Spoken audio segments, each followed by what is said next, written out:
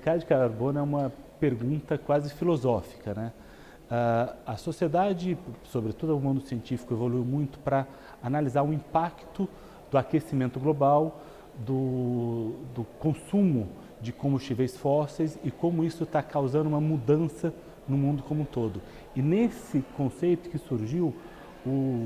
nesse ambiente que surgiu o conceito do mercado de carbono, que seria a alternativa para ajudar com que as empresas, os estados,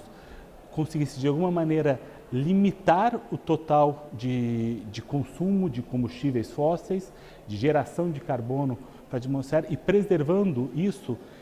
sobretudo no âmbito de florestas e o certificado que o mercado de carbono seria essa negociação, esse mercado existente no qual uma empresa ou um país poderia adquirir de outra empresa ou de outro país certificados de preservação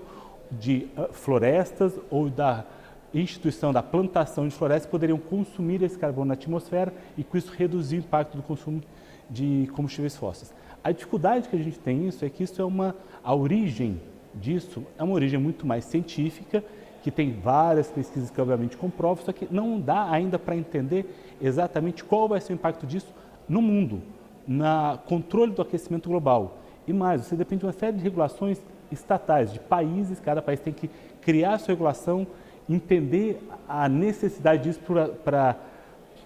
quase complicado dizer isso, mas para o salvamento do globo, do mundo como um todo, e sem isso, sem um alinhamento real de todos os países, entendendo a relevância disso e criando legislações que possibilitem ou que criem a necessidade real de uma preservação ambiental direta ou através de terceiros, que seria esse mercado de carbono, vai ser muito difícil a gente conseguir evoluir de uma maneira real no mercado de carbono. Eu acho que existem alguns temas que dificultam que esse mercado deslanche de maneira efetiva. Você tem uma questão dessa ausência de regulação global, cada país tem alguma regulação, ainda que alguns países efetivamente tenham criado limites e algumas empresas, por entender que as melhores práticas de ESG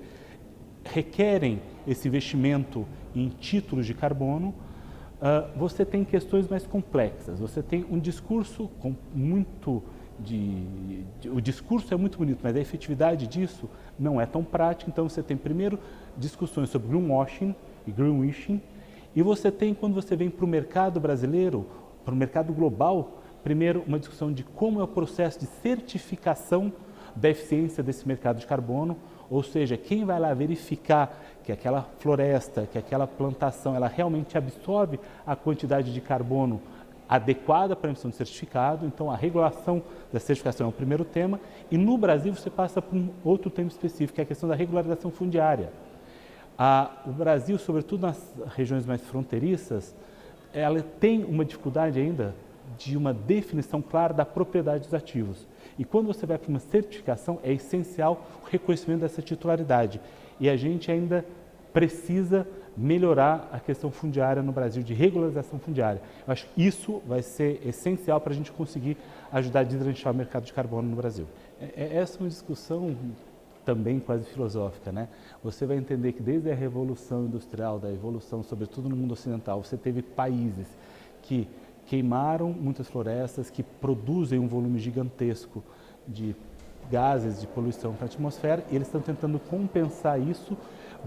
gerando uma economia nos países denominados terceiro mundo ou o hemisfério sul.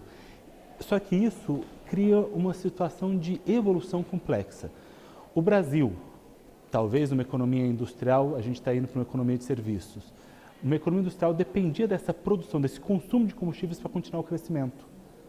Só que qual que é o limite do Brasil para crescer e qual que é o interesse dos outros países realmente em reduzir o seu consumo de combustíveis? Então, eles aceitam comprar e querem que os outros países reduzam ou não cresçam ou não investam no crescimento que eles tiveram a oportunidade de fazer. E essa discussão